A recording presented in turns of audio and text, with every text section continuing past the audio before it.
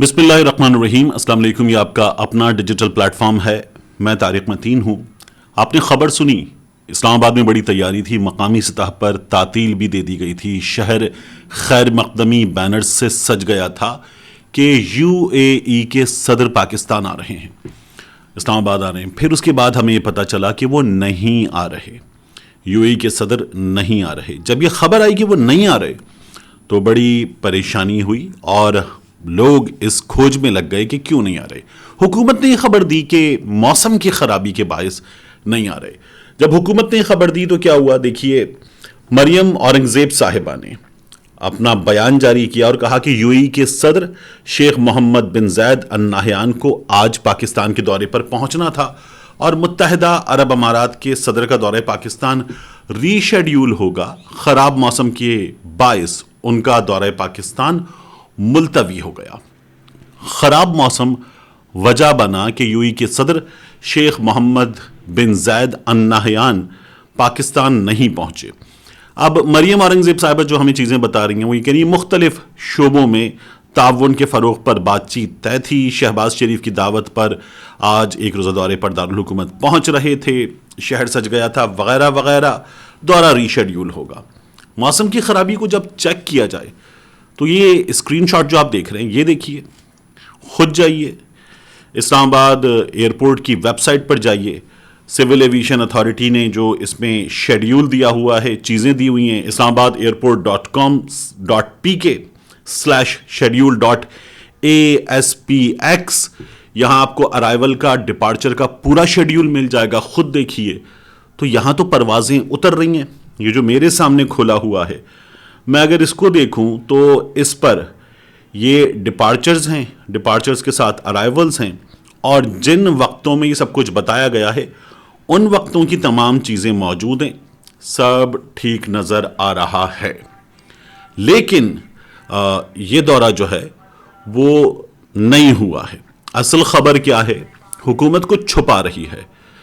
यानी जो भी रीज़न है वो रीज़न हुकूमत ने नहीं बताई। ये तो साफ तौर पर फ्लाइट शेड्यूल से, अराइवल से, डिपार्चर से नज़र आ रहा है।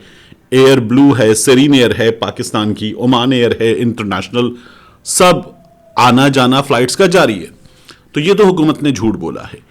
अब हमें पता चले कि सदर साहब क्यों नहीं आए, ये बहुत ज़रूरी है। बाज़ लोग ये भी कह रहे हैं कि अगर इस सिलसिले में प्रेस टॉक होती तो ये भी पूछा जा सकता था इस्लामाबाद में किसी सहाफ़ी की जानिब से कि क्या आप लोगों ने पता किया कि अरशद शरीफ को यूएई से क्यों निकाला गया। ऐसा सवाल भी कोई सहाफ़ी उठा सकता था। लेकिन बहरहाल फ़्लाइट शेड्यूल तो हमें कुछ और कहानी बता रहा है। हुकूमत असल कहानी दबा रही है, छुपा रही है। हुकूमत को चाहिए सच बोले। हुकूमत मुसलसल लोगों से झूठ बोल रही है। जैसे हुकूमत एक झूठ और बोल रही है, वो ये कहते हैं कि ये जो भी तबाही है, इस तबाही का मुकम्मल जिम्मेदार इमरान खान है। ये हमें एहसन इकबाल साहब ने भी बताया, बड़े ही शदीद गुस्से में हमें ये इसहाक डार साहब ने भी बताया, और इन्होंने कहा कि इस तबाही का, इस वक्त की मौजूदा कीमतों का, आम आदमी की कमर टूट जाने का, उन तमाम बद्दुआओं का हकदार भी इमरान खान है। तो इमरान खान के दिनों में जो इंटरनेशनल मार्केट में पेट्रोल था उसकी कीमत थी कुछ $112-13, अब $85 है। इमरान खान के दिनों में पाकिस्तान में कीमत थी कुछ 150 रुपये। अब पाकिस्तान में कीमत कहाँ पहुँच चुकी है, और ये सिलसिला भी रुकेगा नहीं, ये आगे बढ़ेगा, मुसलसल आगे बढ़ेगा।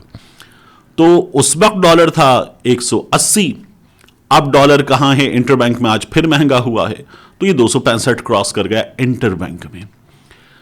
अगर ये सब कुछ ना होता तो डॉलर अगर ऊपर भी जाता तो मान ले 180 से 190 हो जाता।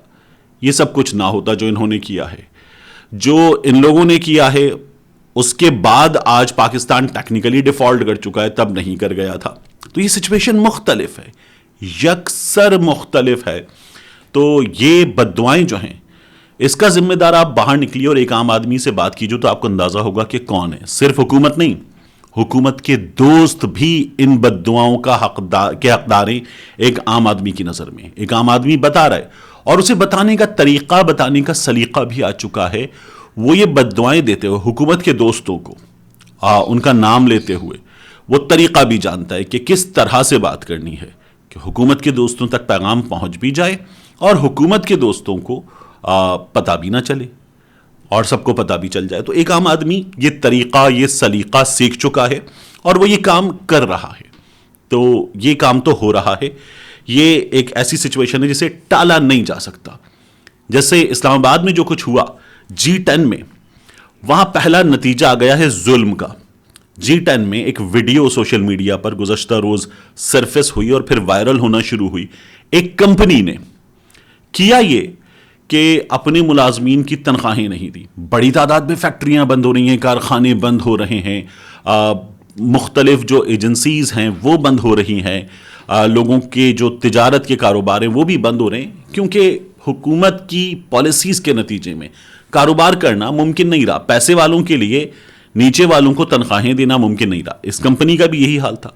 یہ تنخواہیں نہیں دے رہے تھے. ملازمین اس مہنگائی میں جب تنخواہ ملنے پر گزارا نہیں ہوتا تو تنخواہ نہ ملنے کی صورت میں کیسے گزارا کرتے. انہوں نے ہلہ بول دیا, دھاوا بول دیا, توڑ پھوڑ کی, ایسی کی تیسی کر کے رکھ دی. یہ نشان عبرت بنانا اس کمپنی کو, اس حکومت کے لیے خطرے کی گھنٹی ہونا چاہیے, کیونکہ اس حکومت نے جو حالات پیدا کیے ہیں اس میں ایک عام آدمی ذرا سی ڈائریکشن ملے تو کسی بھی شہر میں, ملک بھر میں, شہر میں اس طرح کا مظاہرہ کر سکتا ہے. وہ اس وقت جس حال میں جی رہا ہے, وہ اس وقت جس پریشانی میں مبتلا ہے, اس کا حکمرانوں کو اندازہ ہے ہی نہیں. یہ جو 70+ کی کابینہ لے کر بیٹھے ہوئے لوگ ہیں, یہ جو پروٹوکول میں چلتے ہوئے لوگ ہیں, جن کے آگے پیچھے سیکیورٹی ہوتی ہے, ان کو اندازہ ہی نہیں ہے کہ عام آدمی آج کس سچویشن سے دوچار ہے. تو یہ لوگ جو ہیں وہ اس طرح کا مظاہرہ اگر ہو جائے تو برداشت بھی نہیں کر سکتے. اسی لیے اس طرح کے مظاہروں کو بزور طاقت دبایا جاتا ہے. ہوتا کیا ہے, آج فواد چودھری کو عدالت میں پیش کیا جانا تھا. پولیس نے بتایا 3 بجے پیش کریں گے. انہوں نے کہا جی شہر بند ہے, UAE کے صدر نہیں آ رہے. اب وہ نہیں آ رہے, اب دیکھتے ہیں کب پیش کرتے ہیں. لیکن ایک عام آدمی سوچتا ہے کہ فواد چودھری کے ساتھ 2 لفظ بول دینے پر اگر یہ ہو رہی ہے, اور اسلام آباد سے لاہور گیا, لاہور میں پتہ نہیں چل رہا تھا کہاں ہے فواد چودھری, ڈھونڈ رہے تھے, اور پھر وہ کہیں ایسی جگہ رہا جہاں لوگ بتا بھی نہیں رہے. تو پھر ایک عام آدمی سوچتا ہے کہ یار میرے ساتھ کیا ہوگی. فواد چودھری کے ساتھ یہ ہو سکتی ہے, اعظم سواتی کے ساتھ یہ ہو سکتی ہے, شہباز گل کے ساتھ یہ ہو سکتی ہے, بڑے بڑے ناموں کے ساتھ اگر ہو سکتی تو میرے ساتھ کیا ہوگی. تو اس لیے ایک عام آدمی اب وہ یہ تو نہیں کرے گا کہ وہ بولے گا, لیکن پھر اگر اس کا ہاتھ بولے گا, اس کا مظاہرہ بولے گا, اس کا اکٹھ بولے گا, تو پھر کیا ہوگا.